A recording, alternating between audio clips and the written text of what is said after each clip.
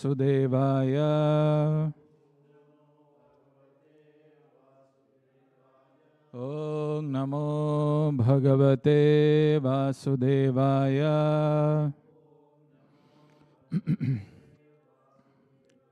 Om Namo Bhagavate Vasudevaya.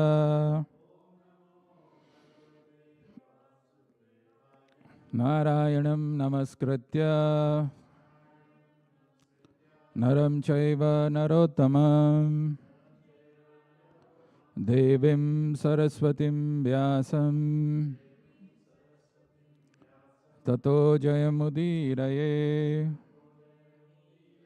Nashta Prayeshu Abhadreshu Nityam Bhagavata Sevaya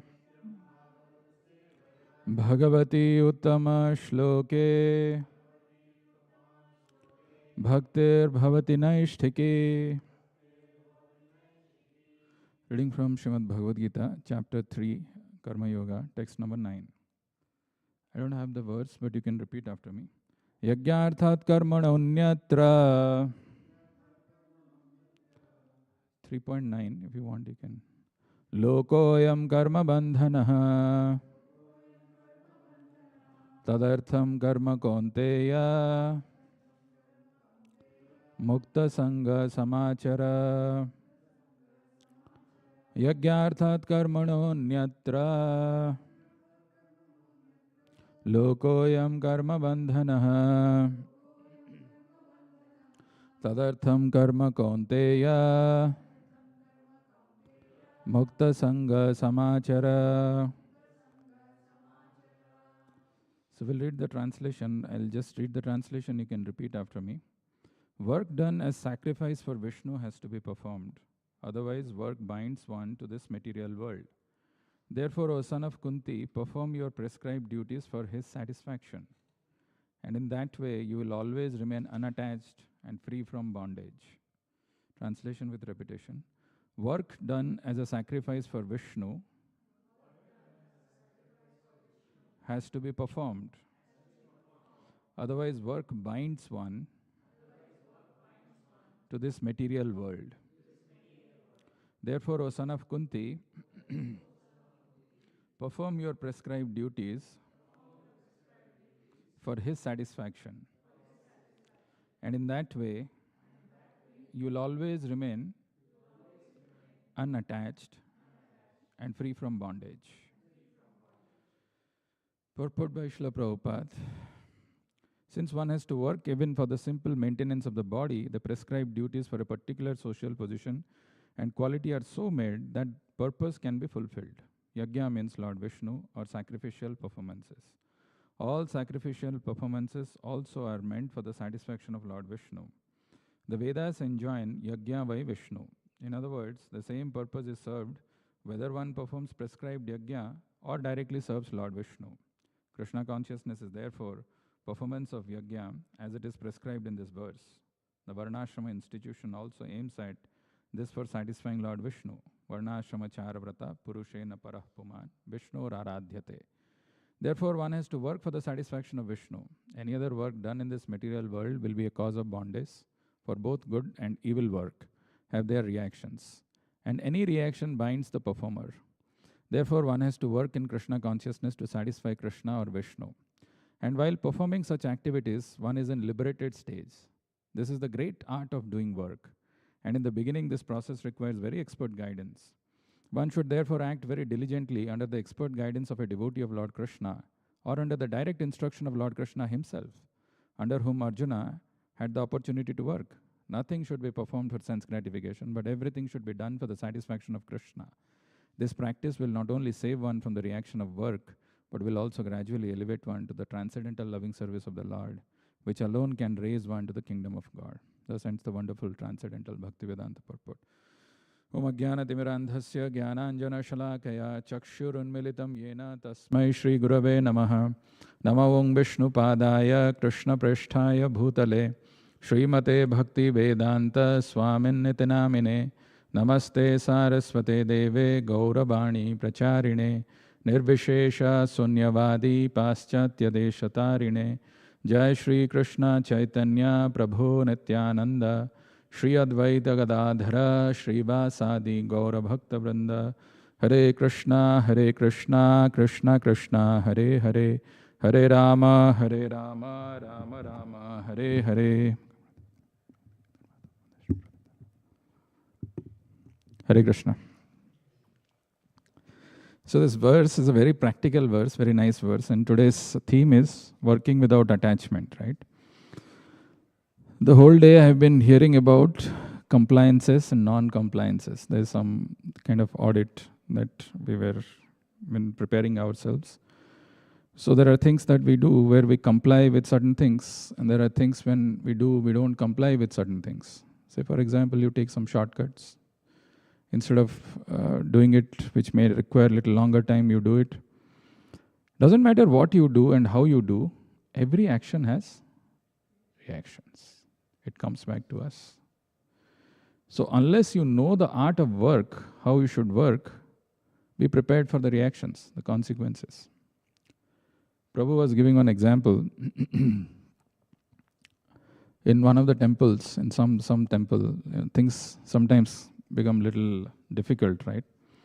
There was somebody who had come to the temple and apparently couldn't tolerate whatever was being spoken in the class. And we speak something philosophy not palatable to everybody.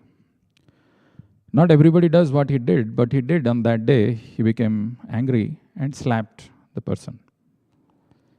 Okay, and this person, he was a speaker, so he didn't react.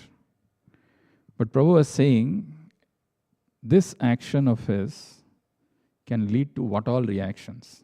Of course, he didn't do because he was a devotee. But just in case, it would have happened between two people, and then somebody has slapped. If he just goes and puts a complaint in the police, so it's an assault. And the offense, if it is proved, where there were so many witnesses and it's in a temple premises, in their premises, he's doing something like that. Minimum penalty would have been a few years of imprisonment. Unbailable. There's no bail for that. In the meantime, this person can go to a psychiatrist, say that I had, in front of so many people, I was humiliated. I was offended. Get a report from him or her, and goes to the court again, this time to a criminal court. And goes to the criminal court and says that, see, because of this trauma that I had to go through, the suffering, the humiliation that I experienced in front of so many people, every time I sit for giving class, that person's face comes in front of me. So I'm not able to do my duties. And who's responsible for this? That person. So then, if you are able to prove, which is very easy, especially Prabhu was saying that in this country, anything can be proved.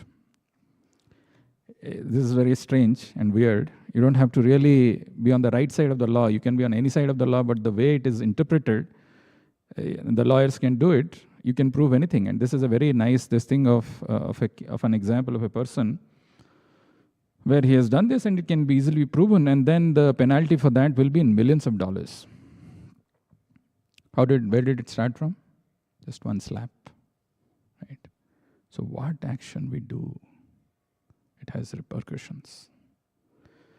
One of the classic statement which Prabhu was making today, most unfairest thing to speak in this world is, the world is unfair. We say that? The world is unfair. What we don't realize is, whatever situation we are in is because of some past karma that we have done, which comes back and ghum phir ke aake humko hi lagta hai wo. It comes back and hits us. So instead of blaming the whole world, blaming the person who's responsible in front of me, who's there right next to me, he's the instrumental cause, we need to know and introspect that it is some past karma that I have done, for which it comes back and hits. There's a nice story. Interestingly, sometimes, when you are engaged in devotional service, Krishna gives some nice inspirations. So I was just thinking, I didn't have much time, but I was just thinking about this verse. There's a nice story which I had heard in Padma Purāṇa, very nice story which classically talks about this, and what is the importance from this verse that we can pick it up in our life. First thing, before I go to the story, first thing is we cannot remain without acting.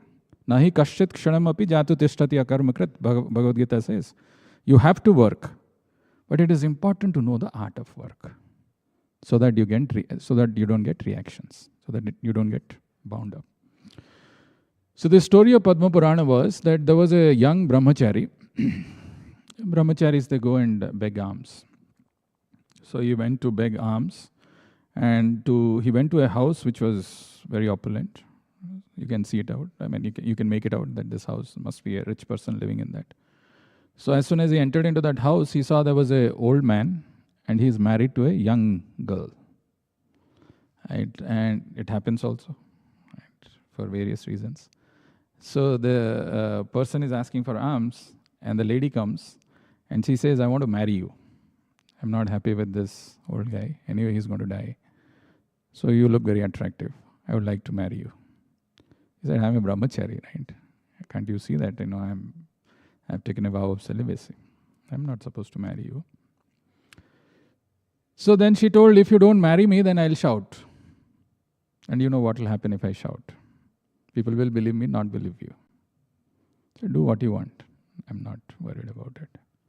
So she started shouting, and people started gathering over there. Everybody came and then said, what's going on? She told he was trying to tease me. He was trying to disturb me.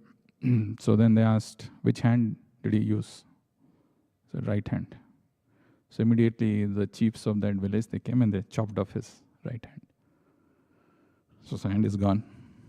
And then much later, when his life came to an end, he was brought before Yamaraj.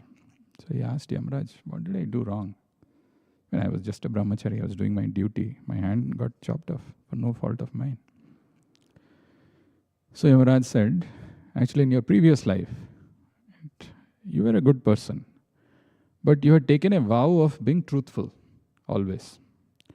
So one day you were sitting on meditation, and there was one man who was running, and said, there are a few thieves who are coming behind me, they're chasing me.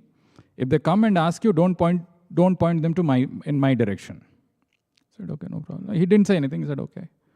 So he ran away, and then after that, those people came, 2-3 people, and they asked, did you see anybody running this way? And probably he would have told that we are thieves, but we would like to know. So he has taken a vow of being truthful. He went in that direction. So these people went and they killed him. He pointed his right hand to that direction. That's why his hand got chopped off. So we don't know, right, what situation we are in. We may blame the whole world, the whole situation, the whole universe, the people instrumental who are there in front of us because of him, because of her, this situation is coming. But actually it is our past karma. Every single action that we do, we are accountable for it. We may fraud, we may do something, and we may cheat, and we may try to do some other things, but ultimately it comes back because it gets noticed. Everything gets noticed. So if that is the case, how should we work? Even Arjuna himself was confused in this battlefield at the beginning because he was thinking he's going to kill these people. They're his own people. His victory will be tainted with blood. There'll be sinful reactions. But what Krishna did was, he told that you should understand the purpose of your work, and the purpose of each one of our work is to please Krishna. If by any dint of whatever little intelligence we have, if we come to this understanding, that the whole purpose of acting, whatever action I'm doing, it should be meant for pleasing Krishna. Yagyarthat karmano anyatra lokoyam karma bandhana. Work should be done for the satisfaction of Krishna. Now, in Bhagavad Gita, there are very nice verses which are there. And these verses are given in the 18th chapter. If you have ever any doubts in life, if you ever go through some difficult situations, you're feeling morose, you're feeling sad, you're feeling what to do, this is so difficult. What should where do I get some directions? These 3 verses of Bhagavad Gita are very, very powerful, very nice actually. So it is 18.57, 58, 59. This has to be seen in conjunction with this verse that we are speaking of. How should we act? So this verse is 18.57. Krishna says, Chetasa sarva karmani mai sanyasya matparaha Buddhi yogam upashritya macchitta satatam bhava. What is the translation? The translation is, in all activities, just depend upon me and work always under my protection. In such devotional service, be fully conscious of me. The first line that is mentioned here is, in all activities, just depend upon me. Mind you, this is not talking about spiritual activities.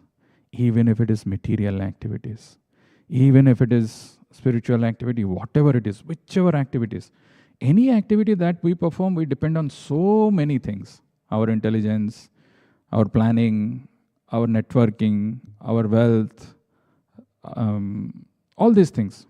Hardly we depend on Krishna. But he's telling, in all activities, just depend upon me. See, there is a sequence. First thing is, in everything, just depend upon Krishna. What does that mean, to depend upon Krishna? That means I can only try whatever has been given to me, but ultimately my goal is I want to please Krishna, and for that I am depending upon Krishna. You see, you go to some offices, you find the desk of so many people, you will find the photos of their loved ones, right? There will be husband or wife or children or parents and so on and so forth. Even if that work is very boring, they don't like, but they look at the face of their near and dear ones and they work. So he's saying, in all activities, just depend upon me. For all our happiness, whom we depend upon? We depend upon our family members, right? A husband depends upon wife depends upon husband, or so on and so forth. We depend on so many people who are all temporary. Matajis will know, when you depend on happiness on your husband, often we get disappointed. Right? Even husbands know, right? After marriage, there is supposed to be honeymoon, but there will be days when there is no moon, there's no honey also, right? When you depend on the Supreme Lord, who's eternal, who's everlasting, happiness that you will get is also eternal and everlasting. It will not be something which is simple logic. Depend on Krishna. In all activities, just depend upon me. So if you depend upon Krishna, what will happen? Work always under my protection. Of course, another thing that you can say about this depending upon Krishna, if you see in the 11th chapter, 33rd verse, Krishna says, Uttishto, you arise and you take your kingdom. And why is he saying that? He's telling that because all these people I have already killed. You depend on me, I have already killed them. Don't worry. So Arjuna may question then, if you have killed everyone, then what is my role? Nimitta matram bhava sabya sachin. You may be dexterous like Arjuna. He can fight in both the hands. That's why he's called sabya sachi. But your talent, your skills, this thing will not work. Depend upon me. Nimitta matram bhava sabya sachin. If you become an instrument in Krishna's hand, mind you, if a surgeon is doing a surgery, any medical person here? Your surgeon is doing a surgery and he does something wrong and the person is killed, the patient is killed, nobody is going to sue that knife used by the surgeon.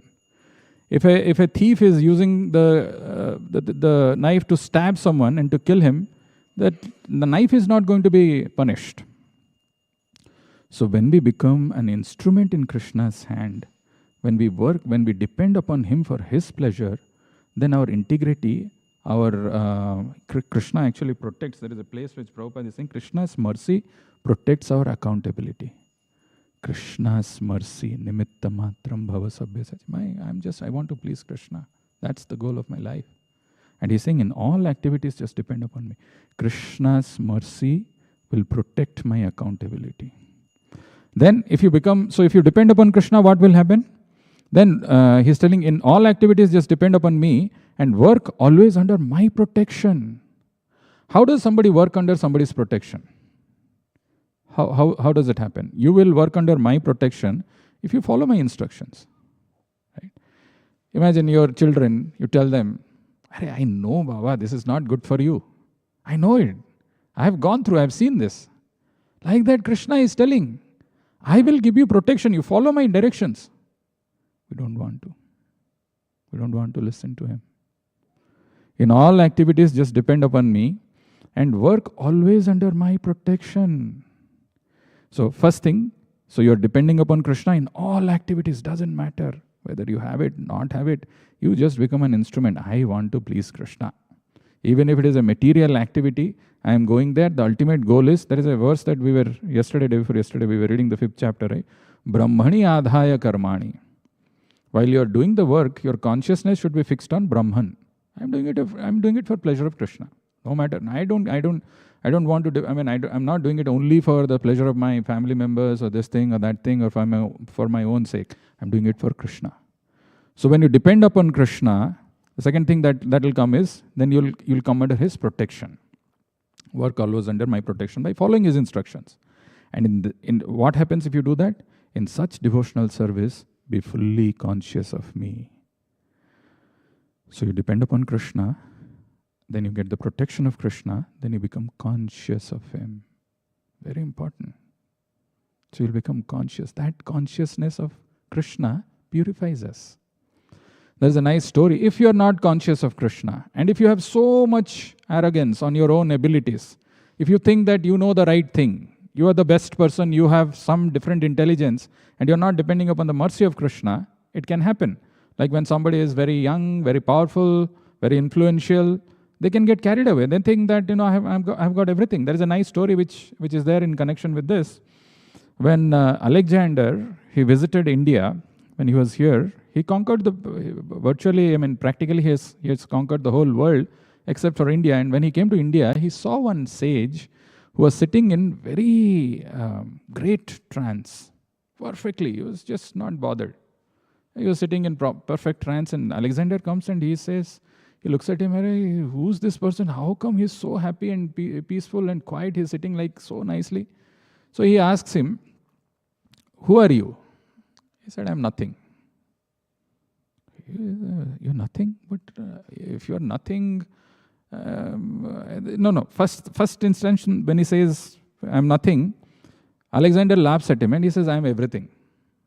I've got everything. Right? I've got money, I've got this thing and this thing. So this person laughs at him. The sage laughs at him. And when the sage laughs at Alexander got perturbed.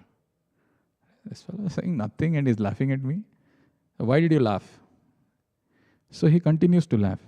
And then after some time, the sage responds, I was just laughing at the thing that, you said you have everything.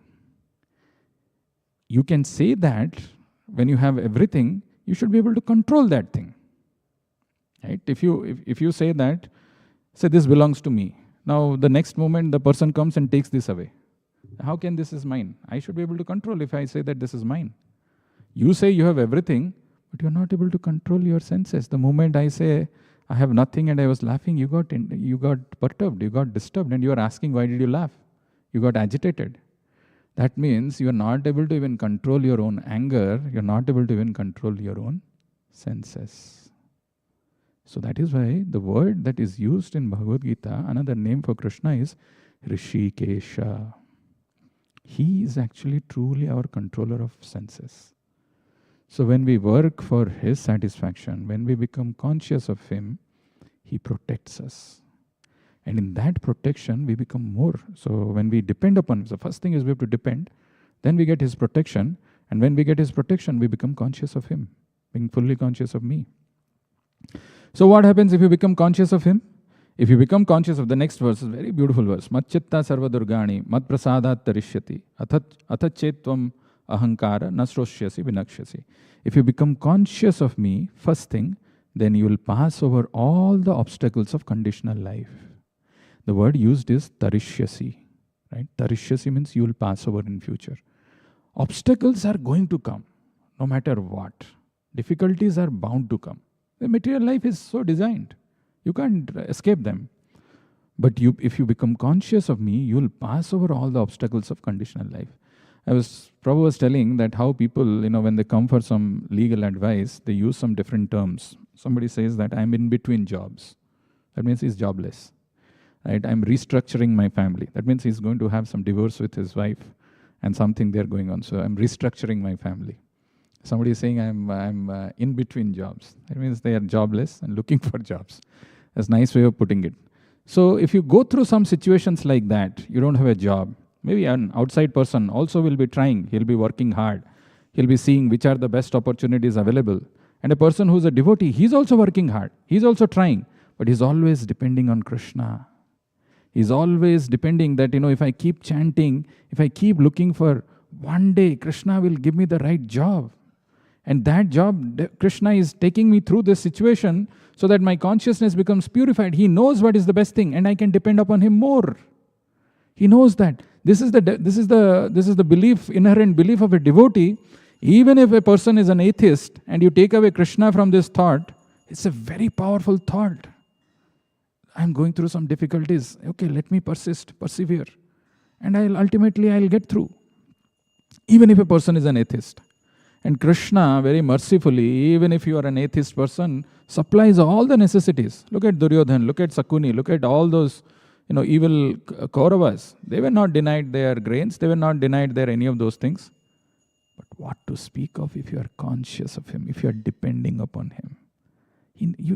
That belief that this will pass. Krishna is, but sometimes it is difficult when we go through that because we don't depend upon him, because we are not conscious of him, because we are not looking for his protection. We are not trying for his satisfaction. So that is why he's telling, if you become conscious of me, you will pass over all the obstacles of conditional life by my grace. And then there is a warning. If, however, you do not work in such consciousness, but act through false ego, not hearing me, you will be lost. What is false ego? I'm body. The world starts with me, ends with me, everything in between, me. Right? But Krishna is saying, he is the center of everything. Right? Mattah parataram nanyat kinchid asti dhananjaya. Mai sarvam idam protam sutre maniganaiva. There is no truth which is superior to me. So what is this? How? Because with this false ego, if however you do not work in such consciousness, but act through the false ego, not hearing me, you will be lost. If you don't realize this, and if you work as per your false ego and try to satisfy and you feel that you know everything and you can figure it out and not depend on Krishna, you will be lost. And the last verse of this is very nice. If you do not act according to my direction and do not fight, then you will be falsely directed. By your nature, you will have to be engaged in warfare. Simple thing, you are a Kshatriya, Arjuna. You don't act as per this thing. You do not act according to my direction and do not fight, you'll be falsely directed. So easy, Krishna consciousness. Maybe your passion, you have a nature of cooking. Cook for Krishna. You have a nature of doing something, making nice garlands. You have a nature of whatever your skills. Utilize it for Krishna's service, for his pleasure. It is hard to change our nature, but it is easy to use that nature for the pleasure of Krishna. What will please Krishna? We're running out of time. We have maybe 10 minutes. But to conclude our time together, if I have to sum it up, the whole thing that I spoke, if I have to just put these things together, there is this thing which is mentioned in Srimad Bhagavatam. This comes in the 8th canto, and probably many of you will be familiar with this. But the story in relation to this verse that we are speaking about, how our goal of life should be to please Krishna. And by doing that, we will be so satisfied. The pastime is, there was a time when the demons were very powerful. It is the demons and the devatas, they keep fighting. There's not a single time when they're not fighting. Something or other they'll be going on, they'll keep fighting. And sometimes demons will be victorious, sometimes devatas will be victorious. So this was one of the times when the demons were very powerful. Well, Bali Maharaj, because of his austerity and serving his spiritual master, became victorious over the devatas. Devatas at that time, you see, the first thing, what they did. This is the difference between devatas and the demons, is that even though devatas are also, looking for some sense gratification, but they're always dependent on Krishna. They're devotees. They went and asked, solicited some advice, which people don't do.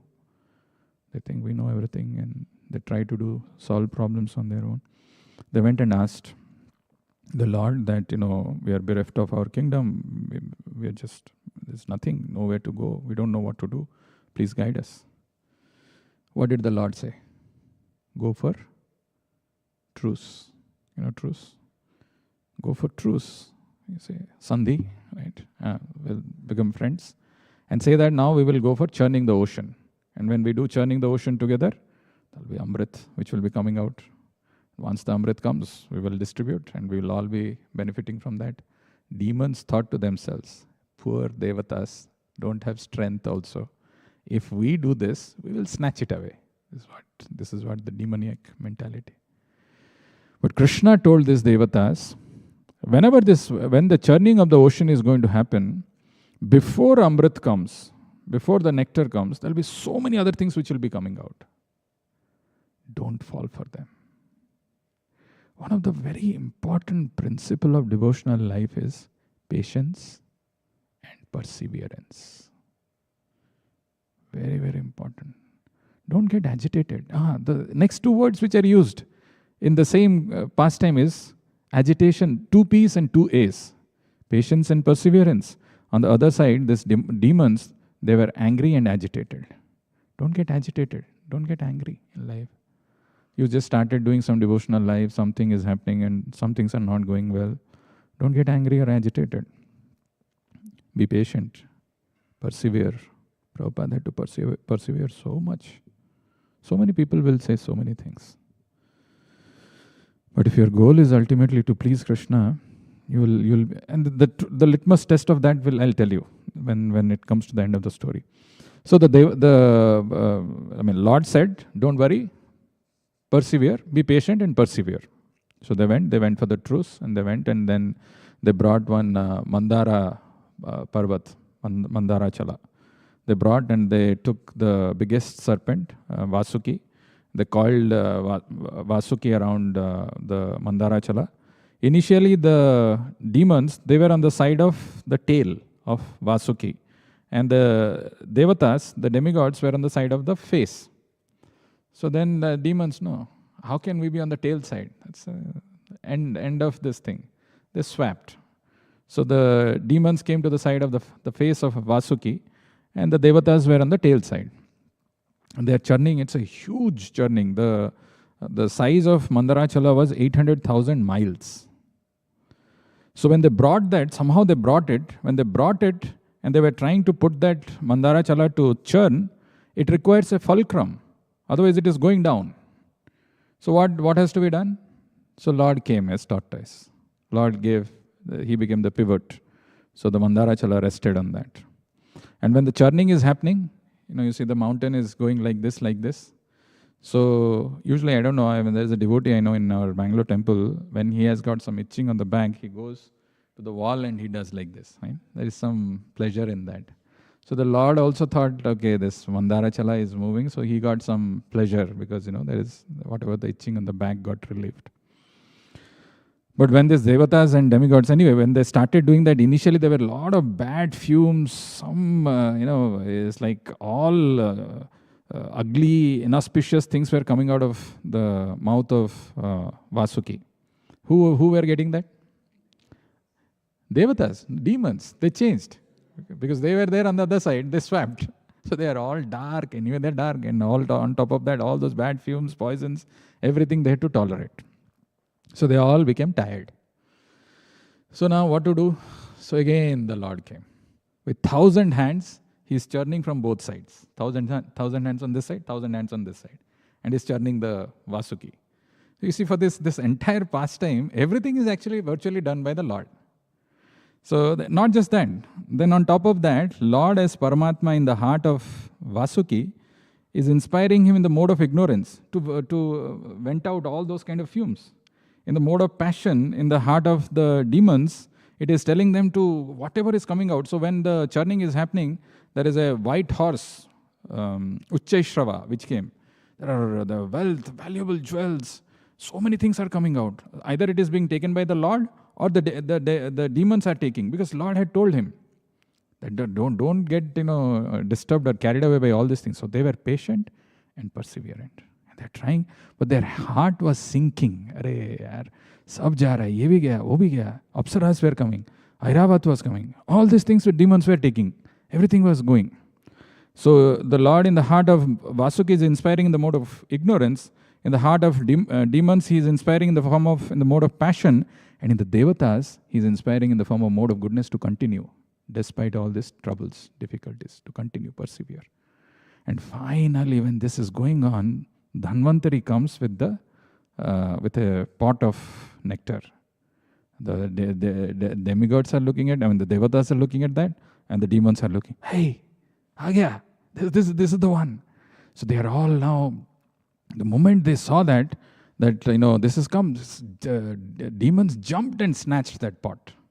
And they're fighting who will drink first. That's the demonic mentality, no? They're fighting. In the midst of this, the last incarnation of the Lord comes in the form of Mohini. Mohini Murti is most beautiful than the most beautiful. Right? There is no comparison of the Lord when he or she comes as Mohini. So when she came, what happened? All these demons, they looked at her and said, are you married? First question, right? If not, then we are all there, right? So Mohini didn't say anything. She just gave side-down glances to them. And with that one glance that she gave to all the demons, they thought, she is beautiful. She will not cheat us. She told you, sit down. So all sat down in hope that the nectar will get distributed. And she started with the Devatas first. And they're coming. The moment they were getting agitated and disturbed and thinking that something wrong is happening, she'll just look at them. That's it. And then finally, this thing was done. The distribution of nectar was over. And after the distribution of nectar, only Rahu could understand this. And he could get something. But after the end of this, the Devatas became powerful. And then they got back their kingdom. They fought and they got back their kingdom. There is a very nice verse in Bhagavad Gita, 9th chapter. Ananyas chintayanto mam ye jana pariupasate tesham nityabhiyuktanam yoga kshema bahamiham. If you render service to the Lord unconditionally, Ananyas, not having any other desire, save and except to serve or to engage in devotional service to Lord. Ananyas chintayanto mam ye jana pariupasate tesham nityabhiyuktanam yoga kshema bahamiham. I give what you lack and I preserve what you have. So in this pastime, the Lord gave back Swarga to the Devatas. What did he preserve? He preserved the devotion in their heart. That he didn't take away. This is the sum and substance of this verse of working without attachment. How when we work for the satisfaction of Krishna. When the goal is to see how do I please Krishna? How do I please someone? I can please someone if I know him. How do you know someone? You want to know somebody? You want to know about Krishna? Hear about his instructions which he has given in Bhagavad Gita. Read about him in Bhagavatam. He says what pleases him. Do those things in life. But if you act on false ego, thinking that you are in control, you can do things, then you'll be lost. And you'll get reactions for all your actions. Anybody has any questions?